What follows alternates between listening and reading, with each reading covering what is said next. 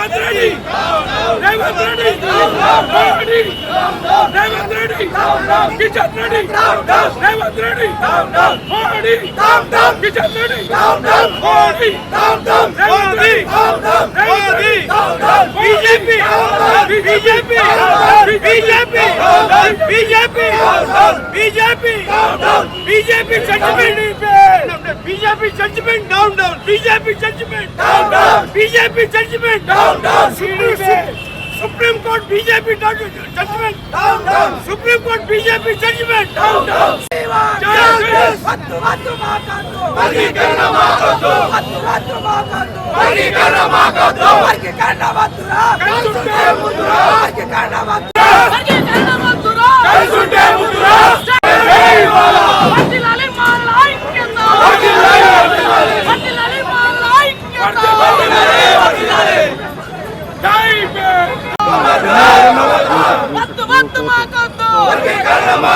నిన్న సుప్రీంకోర్టు తీర్పు ఇచ్చింది. అది తీర్పు కాదు. ఈ మోడీ ప్రభుత్వం మోడీ న్యాయవాదులను ఒకటి చేసి ఆ లొంగించుకొని సుప్రీంకోర్టు తీర్పు ఇచ్చింది. ఏంటంటే ఈ రాష్ట్రంలో దేశంలో ఆ న్యాయవాదులు ఆయన మాటనే వింటున్నారు. మోడీ కానీ కిషన్ రెడ్డి కానీ వెంకయ్య నాయుడు నారా చంద్రబాబు నాయుడు ఈ కుంభకోణంలో మాలలకు తీరని అన్యాయం చేసిండ్రు. అందు గురించనే అది వ్యతిరేకం చేస్తున్నాం. మేము సుప్రీంకోర్టులో తీర్పు ఏమనిచ్చింది, వర్గీకరణ చేయమని. వర్గీకరణ ఓసారి ఇంతవరకు సుప్రీంకోర్టు కొట్టేసింది. వర్గీకరణ కాదని తీర్పిచ్చిన సుప్రీంకోర్టు మళ్ళీ ఎట్టించింది చేయమని వర్గీకరణని కూడా మేము డిమాండ్ చేస్తున్నాం. అందు గురించనే మేము పెద్ద ఎత్తున మేము రస్తరోకోలు ర్యాలీలు మా గవర్నమెంట్ బీజేపీ గవర్నమెంట్ దగ్గర మేము ఉద్యమాలు చేస్తాం. అందు గురించనే మేము ఢిల్లీ కూడా పోతాం. న్యాయవాదులను 9 మంది న్యాయవాదులతోటి రివ్యూ పిటిషన్ వేసి మేము అడ్డుకుంటా వేసి వర్గీకరణ పార్లమెంట్లో బిల్లు పెట్టకుండా కూడా మేము అడ్డుకుంటామని కూడా డిమాండ్ చేస్తున్నాం.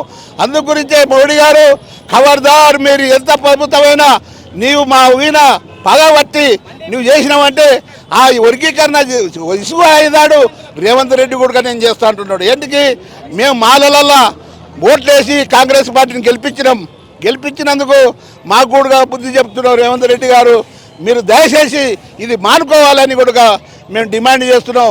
పెద్ద ఎత్తున ఉద్యమాలు చేసి మేము న్యాయమైన పోరాటం చేస్తాం. మా సోదరుడు మన్నకృష్ణ మాదిగ ఏమంటాడంటే మీ వెనక ఎవరు లేరు, ఏ పార్టీ లేదు, ఏం లేదు అంటారు. బాబాసాహెబ్ అంబేద్కర్ గారు ఉన్నారు మా ఎమ్మడి.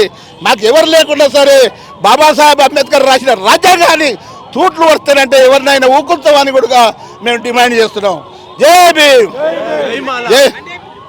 నేను జాతీయ మాల ఐక్యవేదికలో వర్క్ చేస్తున్నాను. ఇప్పుడు కేంద్ర ప్రభుత్వం మరియు సుప్రీంకోర్టు నేను ఒక జడ్జిమెంట్ ఇవ్వడం జరిగింది. ఎస్సీ వర్గీకరణ చేసి ఏబిసిడి వర్గీకరణ పేరుతోని మాల మాదిగలను మోసం చేద్దామని ప్రయత్నం చేస్తున్నారు. దీనివల్ల విద్యార్థులకు బాగా నష్టం జరుగుతుంది. 10 మంది ఉద్యోగులు ఉన్నప్పుడు దానిలో మాలలకు 2 మాత్రమే ఉద్యోగం వస్తే ఇంక 8 మంది మాదిగలకు వస్తుంది. ఇక్కడ పూర్తిగా మాలలకు నష్టం జరిగే ప్రయత్నం చేస్తున్నారు. దీన్ని మొత్తము మాలం ఖండిస్తున్నాము. ఎటువంటి సైంటిఫిక్ రీజన్స్ లేకుండా, ఎటువంటి క్యాల్కులేషన్స్ లేకుండా వర్గీకరణ ఏ విధంగా చేస్తారు?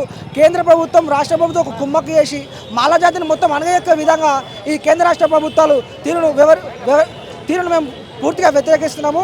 ఈ వర్గీకరణ వెంటనే సుప్రీంకోర్టు రద్దు చేసి మళ్ళీ కమిషన్ వేసి మాలా మాదిగలను సంఖ్యలు ఎంత పరంగా ఉన్నారు, ఉద్యోగులు ఎంత ఉన్నారు, విద్యార్థులు ఎంత పరంగా ఉన్నారు, ఇవన్నీ క్యాలిక్యులేషన్ పరంగా వర్గీకరిస్తే మంచిగా ఉంటుంది. ఇటువంటి వర్గీకరణ మంచిది కాదని నేను కేంద్ర ప్రభుత్వాన్ని కోరుతున్నాను.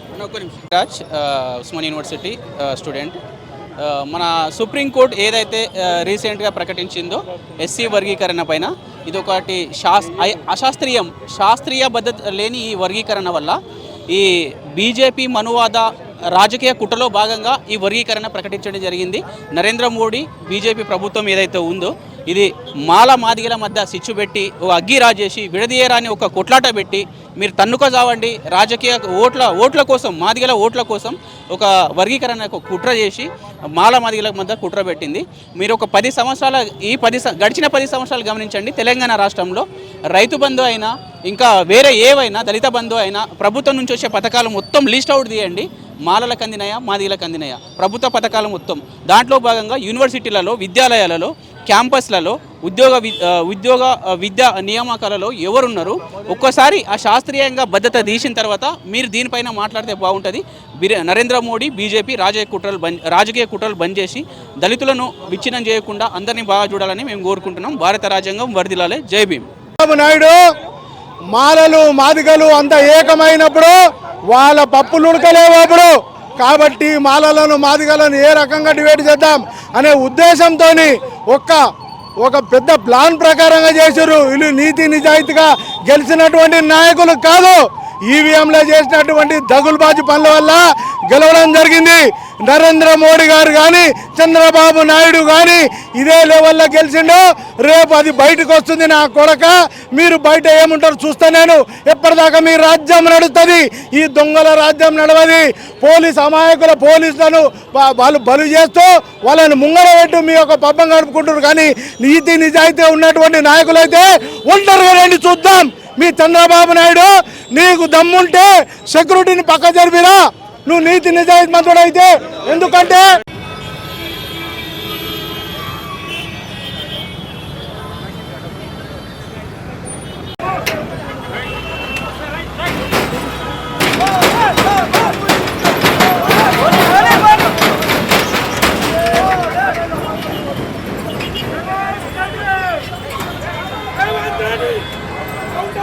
షేర్ చేయండి, లైక్ చేయండి, సబ్స్క్రైబ్ చేయండి. మరిన్ని వీడియోల కోసం బెల్ సింబల్ పై క్లిక్ చేయండి.